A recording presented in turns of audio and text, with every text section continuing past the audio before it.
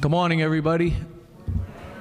My name is Tommy McGrath. I'm the president of the South Boston Citizens Association, and I have the honor of introducing a few contingents here before we get started.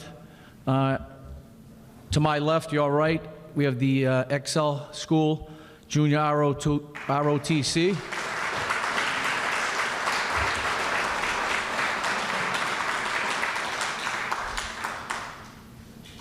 They will be leading us in colors today, so whenever you're ready. And I'll have Commander of the South Boston Allied War Veterans up here to lead us in the Pledge of Allegiance. Commander Greeley.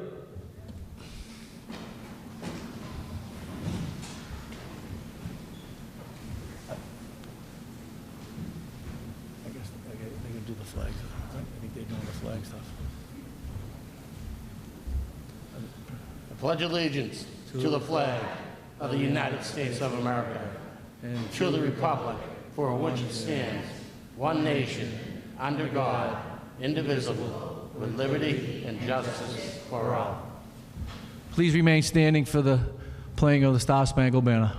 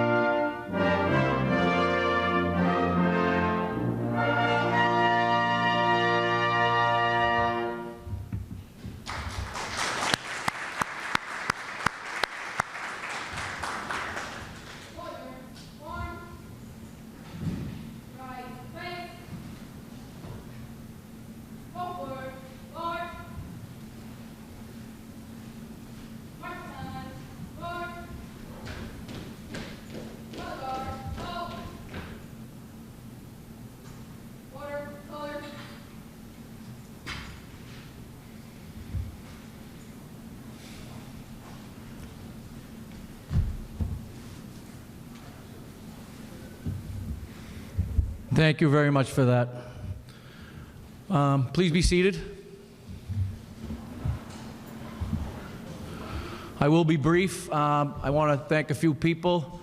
I want to thank, we have 2 great weeks, the association putting on all the Evacuation Day events. Committees out there, I got Cheryl, Pauline, Tommy, Joyce, Bernie O'Donnell.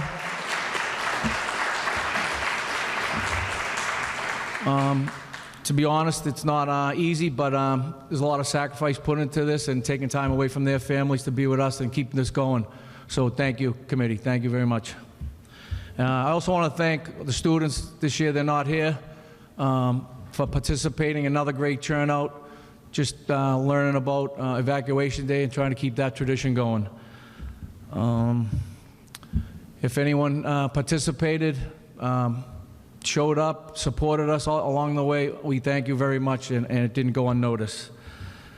At this time, I have the honor of introducing the Mayor of the City of Boston to bring greetings and say a few words. Mayor Michelle Wu.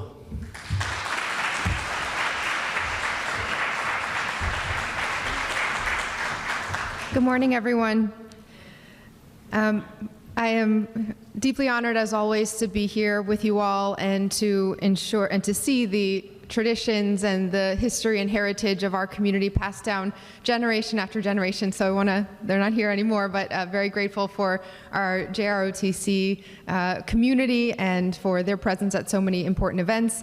Thank you also to our friends and colleagues at the National Park Service, Professor, and of course my colleagues in elected office, Congressman Lynch, Clerk Powers, Rep. Beal, Councilors Flynn, Murphy, and Lejeune. And I know Senator Collins is well represented and always is part of these celebrations as well. I spoke at the New England Council yesterday, and after the event, several people came up to me and shared that they were dignitaries visiting from Ireland.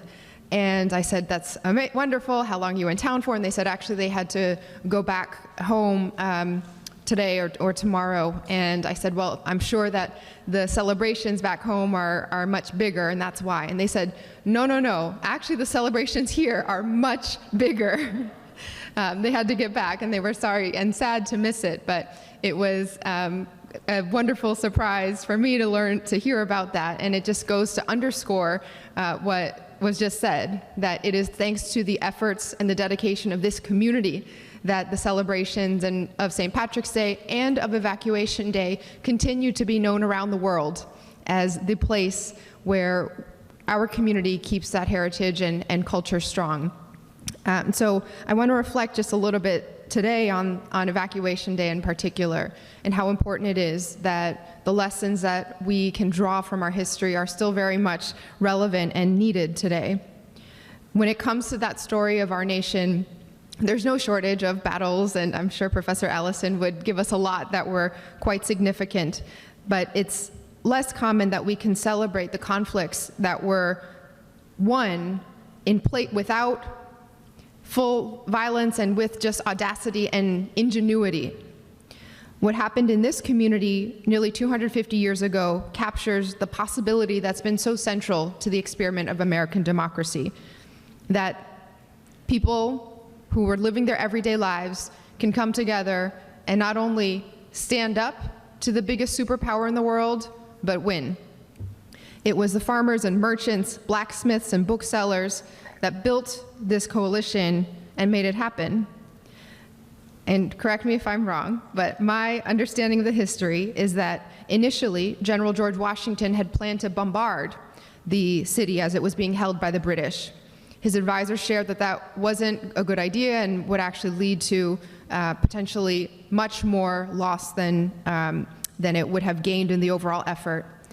So it was General Henry Knox, a bookseller before he became a general, who came up with the idea that embodied the scrappiness and ingenuity of the Continental Army, that farmers would lend their oxen to soldiers who would trek out to Fort Ticonderoga in New York to get the supplies, crossing frozen rivers and using the hay wrapped around the wheels to dampen their movements and conceal their tracks. Our democracy is fueled by those who believe that there are no odds too great for our collective strength and will to overcome. And there's nothing that we can't do if we do it for each other and if we do it together. So that's why on the morning of March 5th, 1776, British soldiers woke up to the sight of hundreds of American patriots assembled on that very spot, armed with muskets and cannons and a belief in our nation's right to govern itself. British General William Howe is quoted in history books as saying, "My God, these fellows have done more work in one night than I could make my army do in 3 months." The British fired a few cannons at Dorchester Heights, but they really were delaying the inevitable. And eventually they began preparing for their evacuation to Nova Scotia, but not before destroying their weapons and ships and all the resources so that they wouldn't be taken by Washington's troops. But the British would soon discover that while you can destroy cannons and ships, the idea of freedom, that innate, intuitive determination to always strive for life, liberty, and the pursuit of happiness, that was and is impossible to destroy.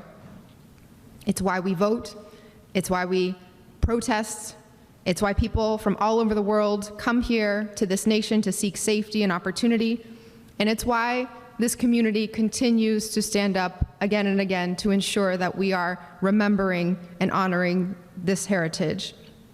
We are blessed to live in a place that reminds us every day of who we are at our best, what we stand for, and what we're capable of when we stand for it together. So I want to thank again the South Boston Citizens Association for helping us honor this history and to push us toward a more perfect union. Happy Evacuation Day.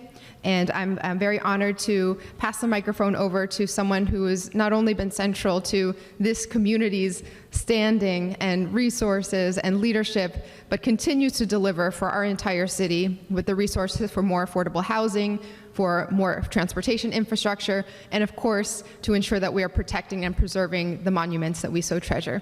Congressman Lynch.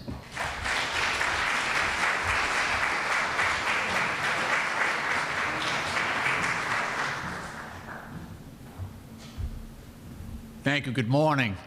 First, let me thank the South Boston High School Color Guard and the Boston University Pep Band. Thank you so much. Yeah.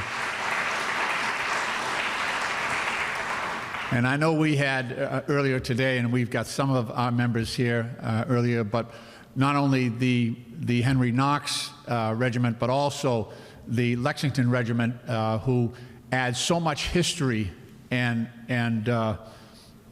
just genuine reflection on the history of Dorchester Heights and the history of the Revolution and what that means to us today and the lessons that we can draw from that. So I want to thank all of our men in uniform. So I know that Mike has a presentation later on to explain the project. Is that correct? Okay, so I won't steal your thunder, but let me just say we do appreciate the history of our community.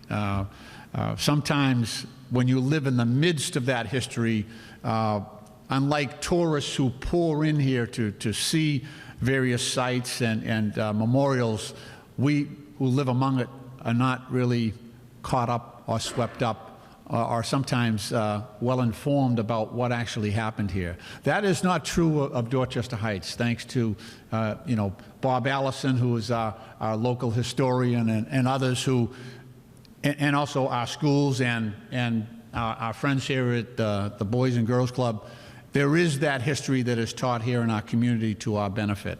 And in this case, we were fortunate enough that the Biden administration recognized the value and the significance of Dorchester Heights. And they were kind enough, with our help, our local officials, to award us $37 million to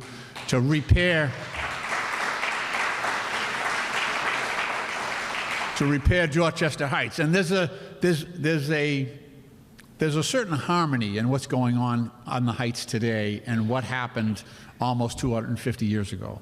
So if you remember, as the mayor articulated, there was a joint effort so that local Teamsters back in the day, civilian Teamsters, actually helped haul those cannon up to Dorchester Heights to present that threat to the British fleet.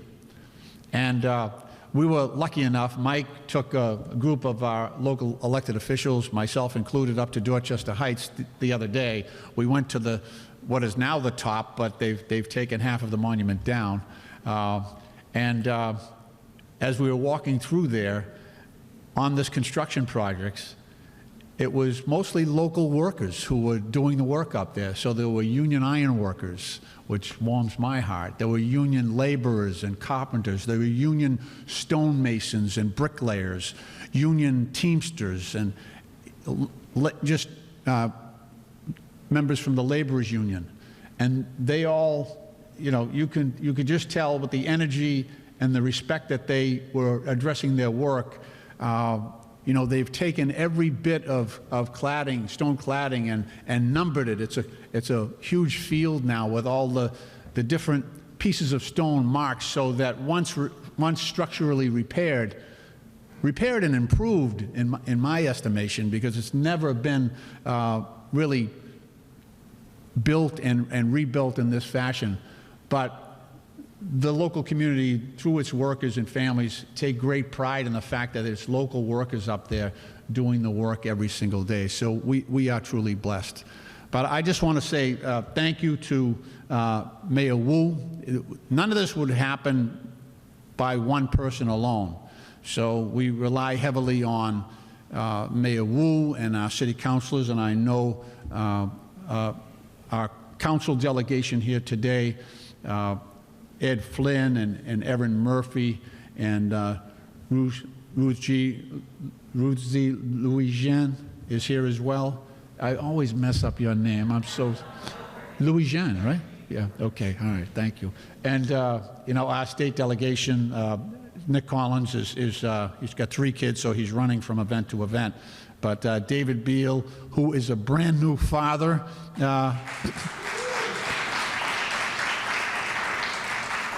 so on behalf of our entire delegation, we appreciate the wonderful honor that we have in representing this wonderful, wonderful community. We're very thankful to Tom McGrath and the committee that he's put together to do all of these events, to make sure that memory remains fresh. And we're so thankful to Randy and the Allied War veterans for the work that they do. They've put together a wonderful, wonderful parade for Sunday. We're all looking forward to it. So to all of you, happy St. Patrick's Day and happy Evacuation Day as well. Thank you.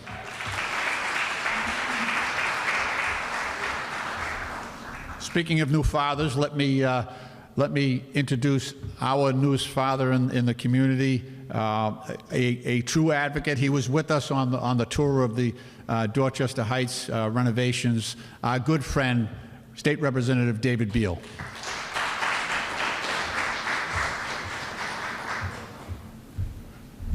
Thank you, Congressman, for that kind introduction. Good morning, everyone. It's an honor to be with you here today. As we all know, March 17th, here in Boston, Massachusetts, across the country, we'll be celebrating St. Patrick's Day. But equally important, here in this community, we celebrate Evacuation Day. And as you heard from the mayor's comments, and as a history major, you did a great job putting all that together and getting everything right. You don't get to the 4th of July, you don't get to weekends like this without Evacuation Day. And I'm just incredibly grateful for the work that this community does year in and year out through the Tom McGrath and the South Boston Citizens Association, the South Boston Allied War Veterans Council, to make sure that we're honoring our history. What happened at Dorchester Heights in our community just up the street laid the foundation for the victory over the greatest power in the world at the time in the American Revolution.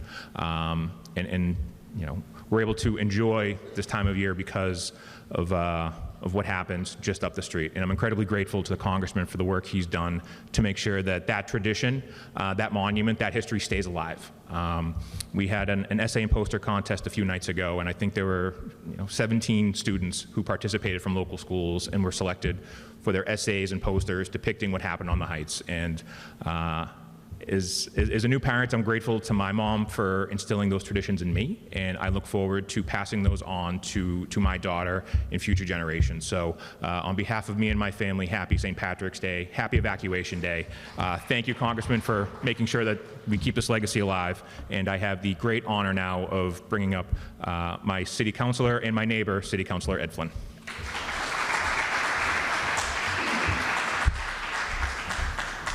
Thank you, Representative Beal.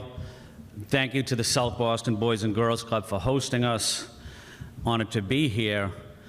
Representative Beal and the Congressman and the Mayor mentioned they were talking about the great history in South Boston. I also want to acknowledge the South Boston Citizens Association for the incredible work you're doing, especially the essay and poster contest we had the other night, as David mentioned. But 2 of the recipients are here that won an award, Morgan White and Ian White. Congratulations.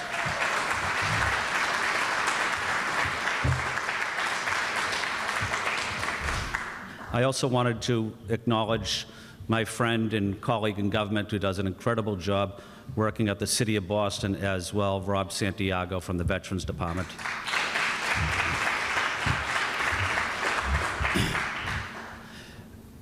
We were talking about the millions of dollars going to the Dorchester Heights, but I also want to acknowledge and thank Congressman Lynch for his support of returning veterans and the money that is going to support, whether it's homeless veterans or veterans with mental health challenges or supporting veterans with so many different services. Congressman, thank you for being there for our veterans and military families. I was recently in Washington advocating and lobbying with Congressman Lynch and Rob Santiago on behalf of the disabled veterans last week. And there's more that we need to do ensuring our returning veterans and our Vietnam veterans and Korean veterans continue to be treated with dignity and respect. And I want to say thank you to Mayor Wu for standing with us last year as my colleagues wanted to cut the City of Boston Veterans Department budget, but working closely with the mayor and veterans groups, we were able to overcome that. So I want to say thank you to the South Boston veterans for always being there for this community, for our country as well. I want to thank and acknowledge now City Councilor Erin Murphy. Thank you for always being there for our veterans too. Councilor Murphy.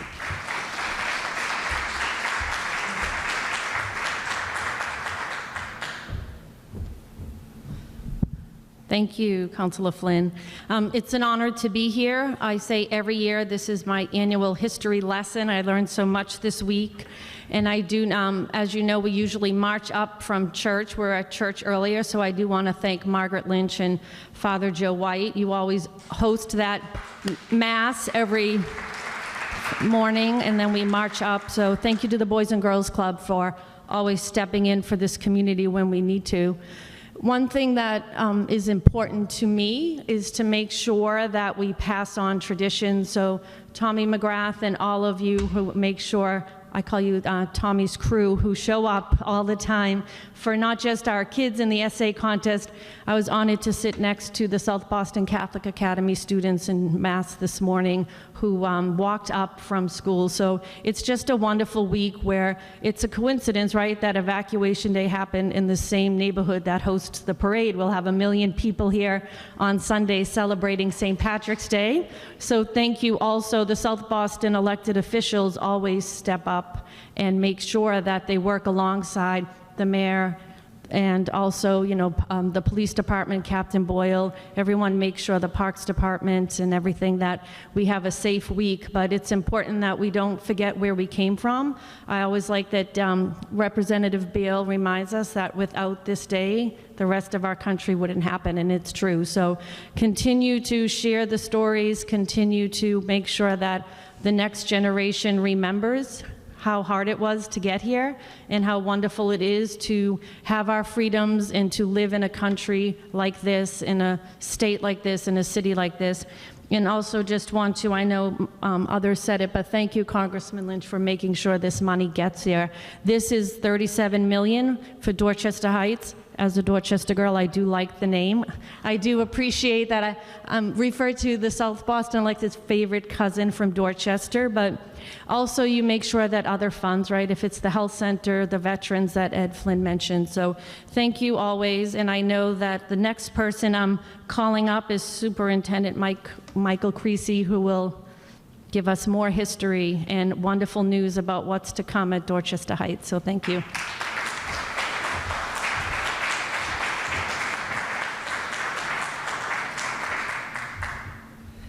Thank you, Aaron. And as Aaron said, my name is Michael Creasy, and I'm the superintendent of the National Parks of Boston, and I have the privilege of overseeing an incredible collection of landscapes and sites from the Boston Harbor Islands to the north slope of Beacon Hill, all the way to the Museum of African American History, along the Freedom Trail from Bunker Hill to Dorchester Heights. I think of Boston as a national park city. I also want to echo what everybody has said so far, and that is thank you to everybody that has supported this commemoration over the years, if not decades. It's so important, as has been said time and time again, to uphold these traditions and make them come alive and meaningful for our communities. I want to give a special shout out to Josh Davis and his staff here at the Family Boys and Girls Club for hosting us this morning, If anybody's been up on the Heights lately, it's impossible to get in there, which is exciting, and we're going to talk about that just in a second. But it's great to be here in the Boys and Girls Club, and thank you so much to Tommy McGrath and the South Boston Citizens Association, the South Boston Allied War Veterans Council, of course, the Lexington Minuteman, as well as the Knox Regiment Guard, the Historical Society, the Revolution 250 is here. I see Jonathan. I see Suzanne here from Freedom Trail Foundation. Our bugler is always here with us, Kimberly Shaw. And of course, the ROTC Color Guard. Thank you all for coming today and supporting this event. That was my first slide. So you can take it to the second slide, Eric. So this project that is underway to fully restore Dorchester Heights Monument will be a legacy project and a gift to the American people for decades to come. The entire monument, from the ground floor all the way to the tower, will be completely restored. Next slide. The parklands on Telegraph Hill will have all new sidewalks that will be accessible to all people, from the roadways up to the monument. The new walls will be strengthened to perform in New England weather this time. The landscape will be restored to improve drainage, seating, lawns, and several new trees. A new addition will be granite markers placed in the landscape to indicate the location of the historic Revolutionary War fortification. Projects of this scale, of this complexity, require vision, technical expertise, and a whole lot of funding. I especially want to thank Congressman Lynch for this support for the Great America's Outdoors Act, which provided over $30 million towards this project as we prepare for the 250th anniversary of our nation in 2026. It takes support at many levels. And as was mentioned before, Mayor Wu, thank you for generosity and always showing up. Senator Collins, who's not able to join us today, Representative Beal, you're always here. Councilors Flynn, Louis Jen, Murphy. A place like Dorchester Heights is a neighborhood park that is also a place of national and international significance. You have always been respectful at this intersection and supportive of our collective interests. So why are public monuments important to save, and why do they matter? Monuments like Dorchester Heights can reflect values, reveal the important stories and power, and they serve as reminders that history is not just in books, but all around us. As public historian Edward Linenthal writes, our choices about who gets remembered, what gets remembered, where acts of remembrance take place, and how we express the significance of remember is as much or more about the future as it is in the past. We think about this monument and what it represents and why it was built, what its meaning, what does it say about Boston, what does it say about our nation? Evacuation Day is memorialized with this extraordinary piece of art. Over the decades, it has inspired people to come together, to learn, to reflect, to pay tribute, and to remember. Our goal is to make sure that this story, marked by an incredible monument, never falls into disrepair again. And our children recognize the important role that these historic sites played in their city, that our investment today will allow them to better understand our nation's principles and our continued desire to achieve a more perfect union. To everybody that came today as a witness to this day of remembrance, I want to thank you for being here. We are truly blessed. Let me now turn it over to Mike Mucci, who's from Allegheny Companies. As the Congressman said, it was just a pleasure to meet with Mike and his crew and the National Park Service crew that was up there, I guess about a week and a half ago. And I just wanted to say that we have been so impressed with your craftsmanship as well as the work that you've done. Mike's team has done all the work over at Statue of Liberty, as well as other national sites throughout this country. So we're very, very fortunate to have Allegrone come here. I'm going to let the Congressman introduce Mike for a second. But come on up, Congressman. But as the Congressman's coming up, I just want everybody to know that I feel that I can confidently say that when we remove the fencing from around the monument and unveil this restored monument and grounds in 2026, that we will be proud of the role that we critically played in part for commemorating our nation's 250th anniversary. Congressman, would you like to invite? No. Thank you, Mike. What I did want to do is so in our speaking program, it was scheduled to have Senator Collins introduce Councilor Ruthie Louis-Jean. And because Nick wasn't here, we did not hear from the councilor. So, Councilor Louis-Jean is a regular attendee at all of our events here. She's part of our community. She's an at-large city councilor, does a wonderful job on our behalf. And before we bring Mike up, I would like to just ask Councilor Louis-Jean to offer some remarks. Thank you.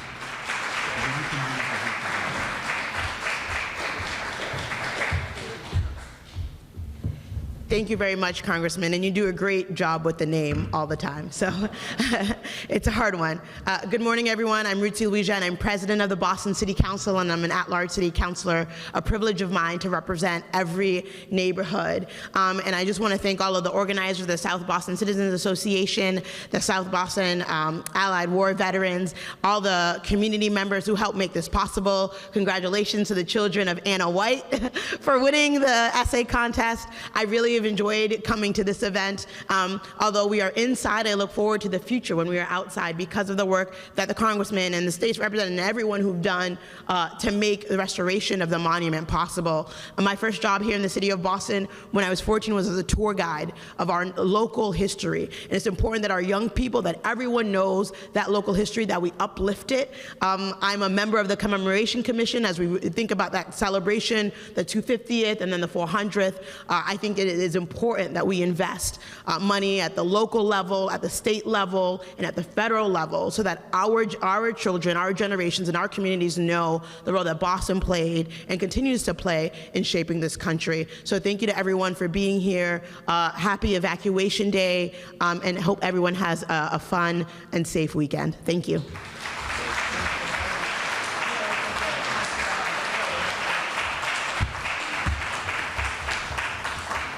Thank you so much, Counselor.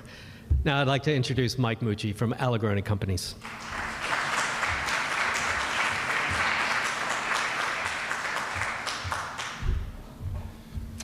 This is great. Good morning, everyone.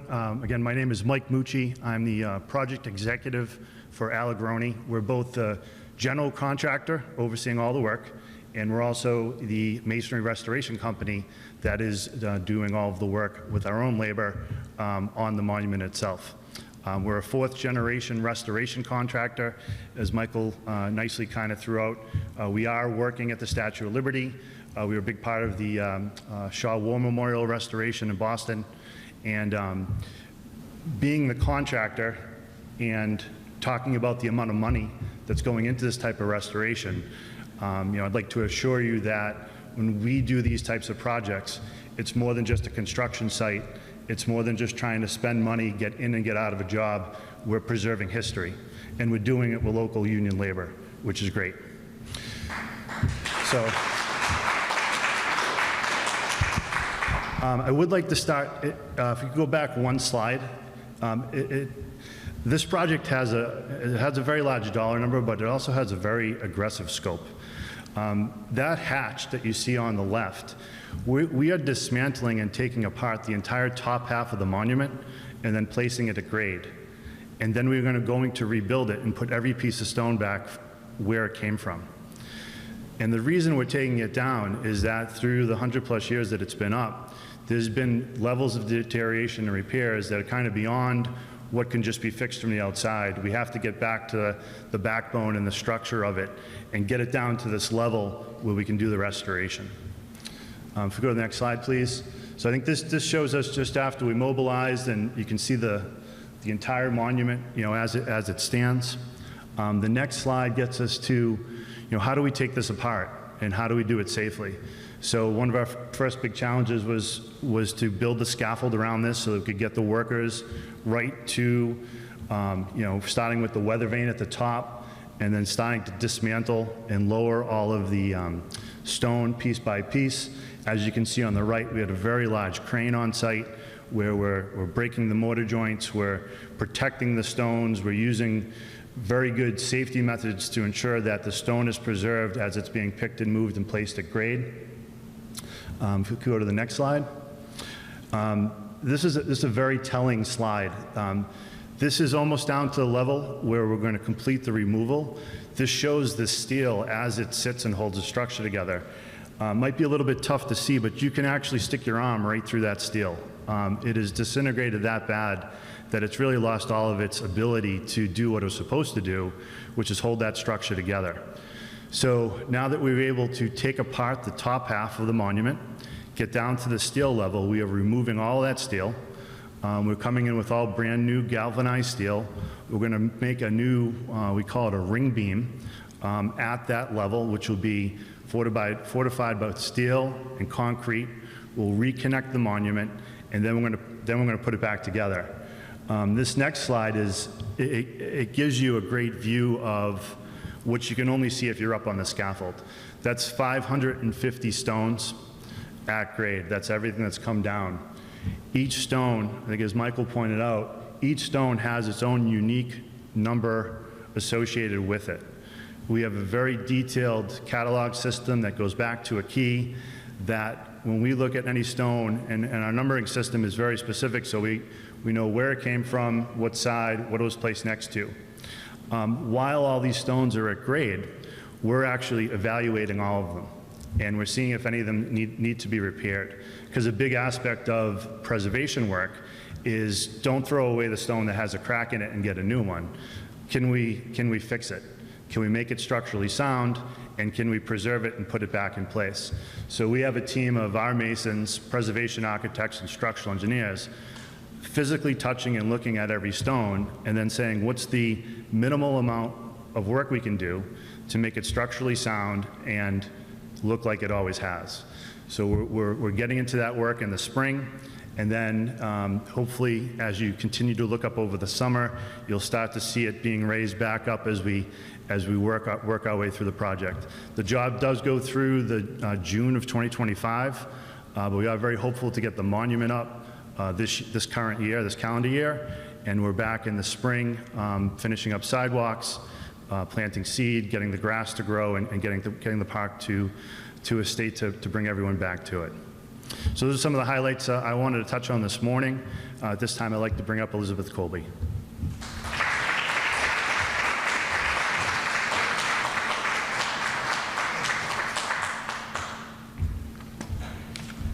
Thanks, everyone. Thank you so much for being here. And Mike, I really appreciate the work and integrity that you and the whole team have put into the project.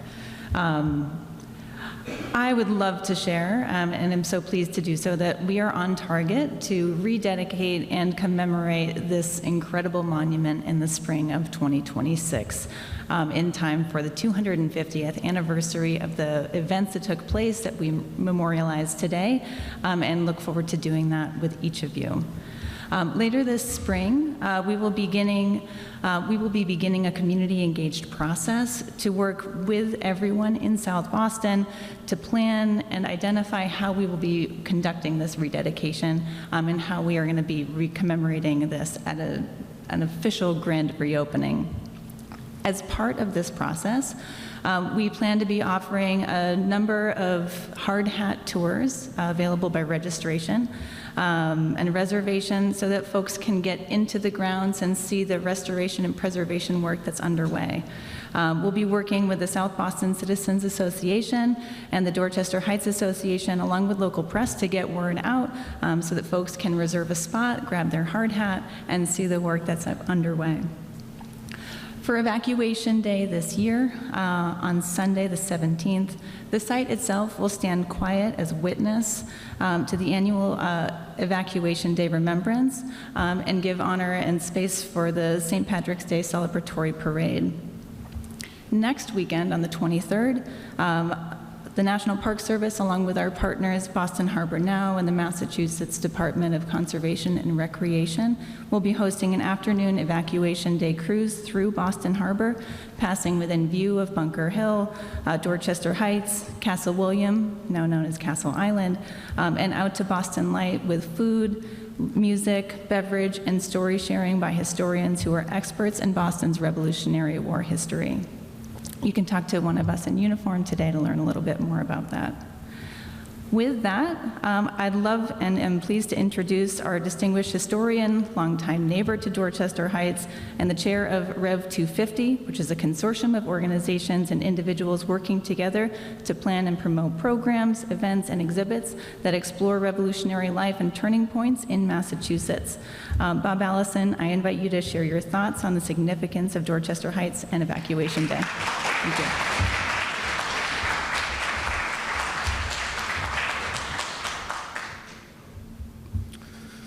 By this green bank, by this soft stream, we set today a votive stone, that memory may their deed redeem when, like our sires, our sons are gone. 6 decades after the events that began the war for independence, the town of Concord, and I apologize to our friends from Lexington to mentioning that this was Concord, wanted to commemorate the events at the North Bridge. So they built a small monument to stand beside that soft stream, and they asked a local poet to come up to conjure up an appropriate hymn for the occasion. And Ralph Waldo Emerson did write probably the greatest of the poems about the Revolution, and also about memory and remembering and how we remember events. And also noting that we want this to be remembered, not just for us or for our children, but when our children are gone, to have them continue to tell this story. And in 1880, the South Boston Citizens Association formed, and their real task, their initial task for their first 20 years, was to build a monument to Dorchester Heights. And in 1902, they did. And it's this monument that brings us together. But more importantly, it's the story behind the monument. And we know that these stories don't live because they're recorded on monuments. They live because people tell them. And we see that every year in South Boston, with the children of South Boston writing essays, making posters, and those children will grow up and tell their children, and their children will tell their children. And this story of Dorchester Heights, of Henry Knox, and John Thomas, and the Teamsters who hauled the cannon up the hill and actually brought the cannon from Fort Ticonderoga. That story remains alive because we love it, because we share it, because we tell it. Each of us can tell it. A couple of years ago when the Park Service put together a wonderful video of the history of Dorchester Heights, with kids from South Boston, adults from South Boston, and it seems you could ask any person on the street to tell them about Henry Knox, and they could. It's a great story, and we continue to tell it, and it will continue to be told when, like our sires, our sons are gone, because of the work we're doing now. And of course, for historians and for all of us, the question really is, what brought these men here to Dorchester Heights? What were they fighting for? There are any number of answers. I think one of the most powerful was not said by Thomas Paine or Thomas Jefferson or John Adams or even Henry Knox or Nathaniel Greene.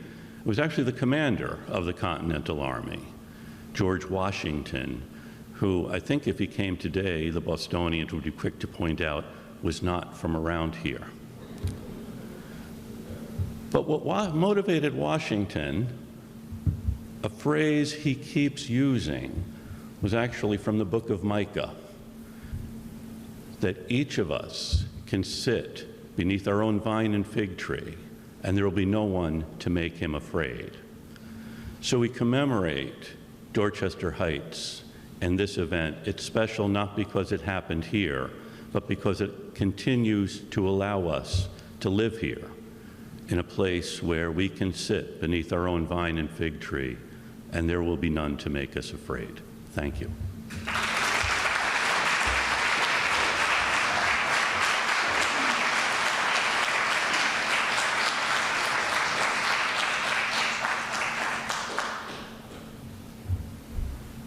Tommy, I didn't see you get up from your seat, so I will close this out. But again, thank you everybody for coming together. Thank you for joining us in this commemoration and remembrance.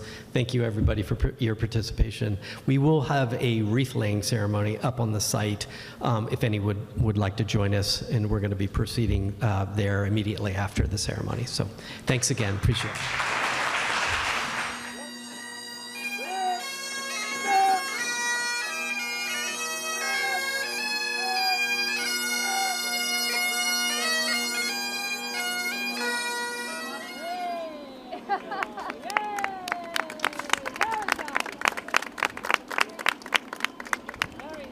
On behalf of the Citizens Association, city government, state government, everybody here, thank you very much, and we'll see you in 2025.